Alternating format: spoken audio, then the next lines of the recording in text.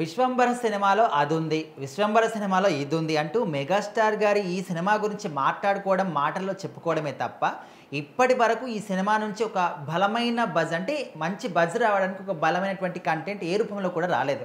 వచ్చిన టీజర్ కానీ, ఆ సాంగ్స్ కూడా జనాల్ని అంతగా ఆకట్టుకోలేకపోయాయి. మరి వీఎఫ్ఎక్స్ వర్క్స్ కానీ అవేవి కూడా సరిగ్గా లేవని టీజర్ చూసి చెప్పిన తర్వాత వాటిని బలంగా ఇంక క్రియేట్ చేసుకుంటున్నాం, బలంగా పనిచేస్తున్నామని చెప్పారు తప్ప ఇంతవరకు మళ్ళీ ఏ అప్డేట్ కూడా రాలేదు.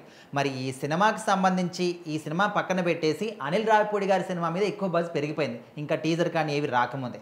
మరి ఈ సినిమా పరిస్థితి ఏంటి? సినిమా నుంచి ఏదైనా రావాల్సి ఉందా ఏంటి? వస్తుందా లేదా? సో ఖచ్చితంగా విశ్వంబర సినిమా షూటింగ్ అయితే మొత్తం పూర్తి చేసుకుందనమాట. సో చిరంజీవి గారు ఆఖరిగా ఒక మంచి సాంగ్తో ఈ సినిమాని షూటింగ్ అయితే ఫినిష్ చేశారు. సో విశ్వంబర డైరెక్టర్ వశిష్ఠ గారు ఎవరైతే ఉన్నారో ఇంతకుముందు బింబిసారా సినిమా తీశారు. సో దాని తర్వాత చిరంజీవి గారితో అవకాశం అంటే అది మామూలు విషయం కాదు. సో అలాంటి ఆయనకి హిట్ ఇస్తే ఖచ్చితంగా ఒక పెద్ద డైరెక్టర్గా సెటిల్ అవ్వచ్చు ఇండస్ట్రీలో. సో అవకాశాలు వెతుక్కుంటూ వస్తాయి డైరెక్టర్గా ఉన్నందుకు. సో మరి అతను ఎంత జాగ్రత్తగా తీశారని చెప్పి, అంత జాగ్రత్తగా తీస్తాడని చెప్పి అందరూ మాట్లాడుకుంటూ ఉంటారు. సో మరి విశ్వంబర సినిమాకి వస్తే ఫస్ట్ టీజర్ వచ్చింది. ఆ టీజర్తో అయితే భారీ కంప్లైంట్ నమోదు చేసుకుందనమాట. సో సినిమా ఏంటి అంతా బాగానే ఉంది కానీ టీజర్ విఎఫ్ఎక్స్ బాగాలేదు, ఎట్లా ఇంత పెద్ద బడ్జెట్ పెట్టి ఇట్లా తీస్తారా అని చెప్పి. సో మరి కొత్త దర్శకులు, చిన్న దర్శకులకి అయితే కొంచెం ప్రెజర్ అనేది ఉంటుందన్నమాట. ఎందుకంటే చాలా మంది ఫ్యాన్స్ ఉంటారు. వాళ్ళకి ఏమాత్రం నచ్చకపోయినా కూడా ఈ రోజుల్లో సోషల్ మీడియాలో వాళ్ళు నెగిటివిటీ గురవుతున్నారు. సో వాళ్ళకి ముందు నచ్చాలి, వాళ్ళకి నచ్చితేనే ఆ సినిమా థియేటర్ లాగా వెళ్తుంది అనమాట. అది ఏ హీరోలైనా అట్లా ఫిక్స్ అయిపోయారు. ఒక చిన్న సాంగ్ అయినా, ఒక చిన్న అప్డేట్ అయినా అది ఫ్యాన్స్కి నచ్చితేనే అక్కడ నుంచి బజ్ వస్తుంది. ఫ్యాన్స్కి నచ్చాలి, నార్మల్ ఆడియన్స్కి నచ్చాలి. సో అంతమందిని సాటిస్ఫై చేయాలి ఏ కంటెంట్ వచ్చినా కూడా. సో అలా ట్రెండ్ అనేది కొనసాగుతుంది అనమాట. సో ఖచ్చితంగా మరి చిరంజీవి గారికి సినిమాలకి బాక్స్ ఆఫీస్ అనేది చాలా ఈజీగా వస్తుంది. అలా 4 స్టెప్పులు వేసి 4 ఫైట్లు చేస్తే సూపర్ హిట్లు కొట్టిన సినిమాలు ఉన్నాయి ఆయనవి. సో మరి అట్లాంటిది ఒక మంచి కొత్త వరల్డ్లోకి తీసుకెళ్ళబోతున్నారు ఈ సినిమాతో. మరి దానికి కావాల్సింది ఏంటంటే మెయిన్గా మంచి విఎఫ్ఎక్స్.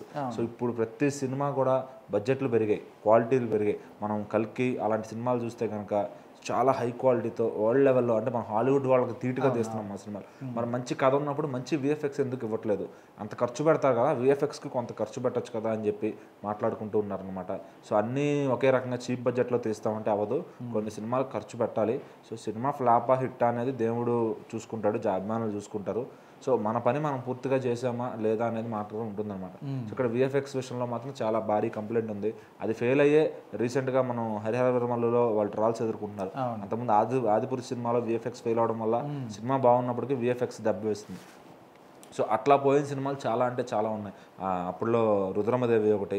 సో విఎఫ్ఎక్స్ అందరూ రాజమౌళి గారిలో విఎఫ్ఎక్స్ చేయించలేరు, ఎందుకంటే రాజమౌళి గారి సినిమాకి బడ్జెట్ ఉంటుంది, అదే అర్థం చేసుకోవాలి. సో ఇక్కడ ఏంటంటే మన సినిమా స్పాన్ పెరిగింది, డబ్బులు ఖచ్చితంగా మన రాష్ట్రాల నుంచి కాక పక్క రాష్ట్రాల నుంచి కూడా వస్తున్నాయి. సో అలాంటప్పుడు క్వాలిటీగా అరే మంచి సినిమా తీసారా తెలుగు వాళ్ళు అని ఒక మంచి అనుభూతి ఇవ్వాలన్నమాట. అది హిందీలో ఆడినవ్వండి, తమిళ్లో ఆడినవ్వండి, మన స్టేట్స్ మన కంట్రీ దాటి బయటకు వెళ్ళినా కూడా సూపర్ క్వాలిటీ ఉందనే మాట రావాల్సిందే.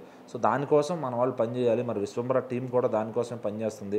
ఆల్రెడీ కల్కి డైరెక్టర్ నాగశ్విన్ గారు కల్కికి ఎవరినైతే వాడారో వాళ్ళ పర్యవేక్షణలో చేపిస్తున్నారు విఎఫ్ఎక్స్ అని తెలుస్తుంది.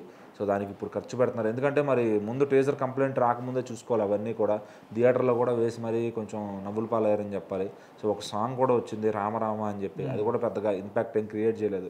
మరి ఈరోజు సాంగ్స్ అన్ని కూడా సినిమాకి ముందు ఒక 100 మిలియన్ వ్యూస్ రాకపోతే ఆ సాంగ్ ఫ్లాప్ అయినట్టే లెక్క.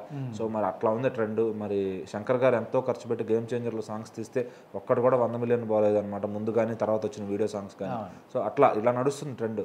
సో అర్థం చేసుకోవాలి ఏం జరుగుతుంది సొసైటీలో. ఇదివరకట్లాగే ఉంటాము, మన ఫ్యాన్స్ చూస్తారులే అనుకుంటే అది జరగదు.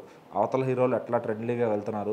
సో అదే ఫ్యామిలీ నుంచి వచ్చిన అల్లు అర్జున్ గారు సాంగ్స్లో కానీ సినిమాని ప్రమోట్ చేయడంలో కానీ ఎలా దూసుకు వెళ్తున్నారు, సినిమాని ఒక టేకింగ్లో ఎలా ఇది ఉన్నారు అంతా చూసుకోవాలి. పక్కన ఎన్టీఆర్ గారు కానీ వేరే ఇతర మహేష్ బాబు గారి సినిమాలు కానీ వాళ్ళందరూ ఎంత జాగ్రత్తలు తీసుకుని వెళ్తున్నారు. మరి వాళ్ళతో పాటు ఉన్న లీగ్లో ఉన్న హీరోలు, మెగా హీరోలు మాత్రం ఇట్లాంటి విఎఫ్ఎక్స్ విషయంలో కంప్లైంట్స్, సాంగ్స్ రీచ్ విషయంలో కంప్లైంట్లో ఉండిపోయారనమాట. సో ఇంకా రాబోయే ఓజీ అలాగే మెగా అనిల్ సినిమా ఏదైతే ఉందో, అలాగే పెద్ది ఏదైతే ఉందో, మరి మెగాకి మంచి రోజులు రాబోతున్నాయని అర్థమవుతుంది. ఈ 3 సినిమాలు కూడా విపరీతమైన హైప్ ఉంది. మరి మెగాస్టార్ అనిల్ రావుపూడి అంటే వాళ్ళు ఇంకా ఏమీ కంటెంట్ కూడా వదలలేదు కానీ అప్పుడే చూసేస్తాము అంటూ రెడీగా ఉన్నారు. కేవలం మరి అనిల్ రావుపూడి గారి పవర్ అది. సంక్రాంతికి వస్తున్నాంతో వెంకటేష్ గారికి బిగ్గెస్ట్ ఇండస్ట్రీ హిట్ ఇచ్చారు. సో మనకి చిరంజీవి గారికి ఏ రేంజ్లో ఉంటాయి ఎక్స్పెక్టేషన్స్ అర్థం చేసుకోవచ్చు. మళ్ళీ ఆయన కామెడీ టైమింగ్ చూపిస్తారు అని అందరూ నమ్ముతున్నారనమాట. సో మరి చూద్దాం విశ్వంబర కానీ అనిల్ చిరంజీవి గారి సినిమా కానీ ఎలా ఉండబోతుంది. ప్రొడ్యూసర్స్ ఎవరు బాగా లాభాల బాటలో పడతారనేది చూడాల్సిందే.